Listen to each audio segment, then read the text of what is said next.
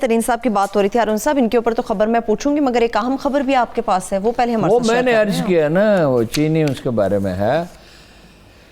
Chinese centre for diseases control کا director گاؤ فو نے ایک پریس کانفرنس کی ہے، ٹھیک، اور انہوں نے اس کا اعتراف کیا ہے، غالباً خود اس لیے اعتراف کیا کہ اس سے پہلے کہ دنیا شور مچائے خود ہی بتا دیا جائے کہ چینی جو دونوں ویکسین ہیں، کون سی ہے دونوں ویکسین؟ سائنو فارم اور دوسری ہے سائنو ویک، یس، سائنو فارم، سارے یہ زیادہ مؤثر نہیں ہے.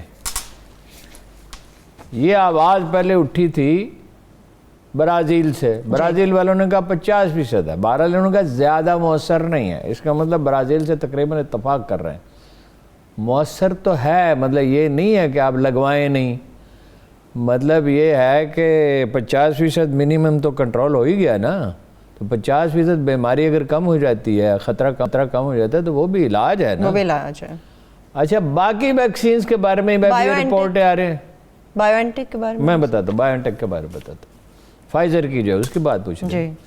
اچھا، وہ باقی ویکسینز کے بارے میں آ رہا ہے، کوئی 70% مؤثر ہے، کوئی 75%، کوئی 80%، مختلف طریقے سے بنتی ہیں، یہ ایک میتھڈ نہیں ہوتا، مختلف میتھڈ ہوتے ہیں. چین نے ابھی اتنی ترقی نہیں کی ہے سائنسی میدان میں، دل جمی کے ساتھ انہوں نے کوشش تو کی، روس نے بھی کوشش کی، برطانیہ نے بھی کی، امریکہ میں بھی ہوئی، مگر یہ ہے کہ برطانوی سائنسدان جو ہیں وہ زیادہ کامیاب رہے، اور وہ جو ہے فائزر کی، وہ میرا خیال ہے برطانوی ہیں وہ سائنسدان جنہوں نے بنائی ہے، وہ ہے جی 97% بائیو این ٹیک، 97%. اب آپ جو مرضی کریں، یعنی معیشت آپ کی تباہ ہو جائے گی، گاڑی کا پہیہ پہلے ہی دھیما چل رہا ہے معیشت کی گاڑی کا، سیاست کا حال پتلا ہے، اب آپ کو اسی پہ انحصار کرنا ہوگا. وہ جو 97% مؤثر ہے اس میں تو رسک برائے نام ہی ہے نا، برائے نام ہے، مطلب وہ تو یہ ہے نا کہ ایک مریض ہے، ہارٹ کا ہے، بلڈ پریشر کا ہے، اور ہیپیٹائٹس کا ہے، وہ تو اس کے لیے تو شاید نہ ہو اتنے مؤثر، اس میں بھی 97%، تو اس کا بھی چانس جو ہے 50-60% تو گئے گزرے آدمی کا بھی چانس ہے، آدھے سے زیادہ چانس اگر ہے تو لیا جاتا ہے. تو یہ جو چینی ویکسین ہے یہ تو مؤثر نہیں. یقینی طور پہ بہت بڑی خبر ہے ہارون صاحب، پہلے چمگوئیاں ہونی تھی چینی ویکسین کو لے کے، اس پہ بات کروں گی. بائیو این ٹیک جو ہے وہ منگانی پڑے گی آپ کو، جہاں سے بھی وسائل مہیا کریں، اس لیے کہ دوسری صورت میں آپ کی معیشت کا پہیہ ہی بیٹھ جائے گا. محتاط تو لوگ ہیں نہیں، ذمہ دار تو عوام ہیں، ذمہ دار حکومت نہیں ہے. یہ پہننے میں مجھے بتائیے اس میں کیا ہے؟ یہ تو اب بہت اتنا سستا ملتا ہے، اس کو دھویا بھی جا سکتا ہے، اب 2 لے لیں آپ تو بس کافی ہیں. اور اس کو پہننے میں کیا ہے؟ آپ جرابیں پہنتے ہیں، آپ بوٹ پہنتے ہیں، آپ ٹائی پہنتے ہیں، تو اس کو آپ پہننے جو میں بھی کیا مسائل ہے جی، اور دھوتی پہنتے ہیں تو وہ پہننی اور بھی مشکل ہے مگر پہنتے ہیں. ٹھیک ہے ہارون صاحب، یہ تو آپ نے خبر دے دی، مگر یہ بھی اہم خبر آپ ہمارے ساتھ شیئر کریں. ترین صاحب کے ساتھ جو عمران صاحب کی تلخی عروج پر ہے، دونوں اپنی اپنی جگہ کے کھلاڑی ہیں، دونوں میں سے کون کس کو ہرائے گا؟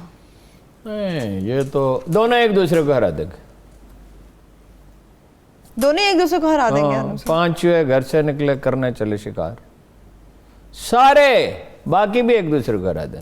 اچھا، کسی کا کوئی چانس نہیں. دیکھیے، میں آپ کو پتا ہے جہانگیر صاحب کی ذہانت کا بہت قائل ہوں، مگر میں نے مزید غور کیا، ان کے امیجینیٹو بھی ہیں، پریکٹیکل بھی ہیں، لوگ ان کے ساتھ ہیں. بھائی ان کے جو ہیں نا ویلاگرز، ہاں، پی ٹی آئی کے، ان میں سے کئی جہانگیر ترین صاحب سے جا ملے. اب حکومت کیا کرے گی؟ میڈیا میں جو لوگ نا، حکومت کرنے کی بات نہیں ہے، دیکھیے نا، وہ لوگوں کا خیال رکھتا ہے نا. ارکان اسمبلی اور تو کسی کے ساتھ گھر میں نہیں جمع ہو سکتے تھے، اس کے گھر میں جمع ہوئے نا، اور 30 ہیں، بعض لوگ کہتے ہیں 29 ہیں، چلیے 29 سے، لیکن یہ 40 بھی ہو سکتے ہیں، وہ جن کی خاموش ہمدردیاں ہیں.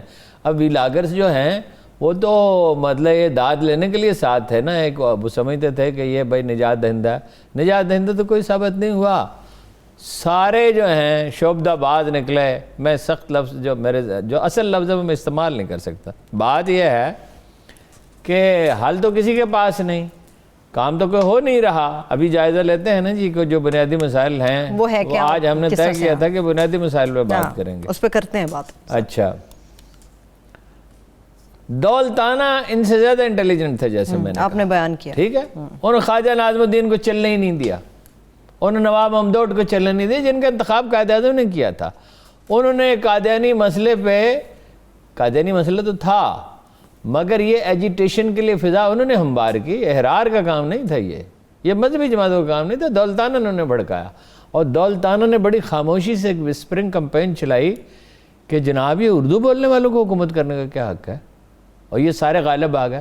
وہ پڑھے لکھے تھے، وہ یو پی سی پی سے آئے تھے، وہ حیدرآباد دکن سے آئے تھے، ان کا تجربہ تھا. پھر لیاقت علی خان جو ہیں ان کا انتخاب کس نے کیا تھا؟ قائد اعظم نے کیا تھا اور قوم نے مطلب ان پہ اعتماد کیا تھا اور وہ قومی مفادات کی نگہداشت کرنے والے آدمی تھے. اعتراضات بھی ہیں، غلطے بھی ہیں. حمید نظامی صاحب کو ساتھ میں لایا انہوں نے، اور حمید نظامی صاحب جو ہیں وہ بڑے جری اخبار نویس تھے اور بہت ہی مطلب جرت مند تھے.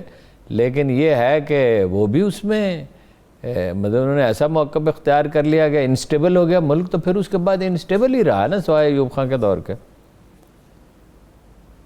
تو جہانگیر ترین صاحب جو ہیں اگر بڑا بھائی نہیں چاہے گا تو کچھ نہیں ہوگا. ٹھیک ہے. اور بڑا بھائی اس وقت حکومت کی تبدیلی نہیں چاہتا، لیکن یہ میں نہیں کہہ سکتا کہ مستقل طور پہ ایسا ہوگا، اس لیے کہ یہ بڑے بھائی سے بھی روٹھے ہوئے ہیں، ضد میں ہیں. ضد میں ہے، بہت درست بات، ضد میں ہے. اب سن نہیں رہے کسی کی.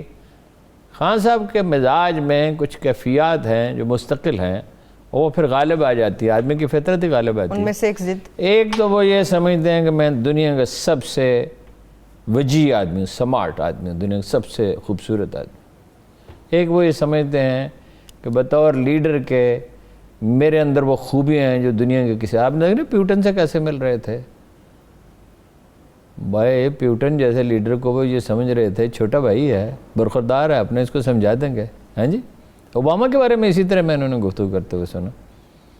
ایک کالے کا جو امریکہ کا صدر میں کمزور آدمی ہے، کچھ بھی نہیں ہے. اچھا، تو تیسرا یہ ہے کہ یہ میرا حق ہے کہ لوگ میری اطاعت کریں. یہ میرا حق ہے کہ لوگ میری اطاعت کریں. ہاں، میں برگزیدہ آدمی ہوں. برگزیدہ تو آدمی ہوتا ہے اصولوں پر چلنے سے، کچھ کر دکھانے سے. ساری برگزیدگی دھری کی دھری رہ جاتی ہے اگر آدمی راستے سے، جیسے راستے پٹڑی سے ٹرین اتر جائے، اگر اصولوں پہ نہیں چلتے.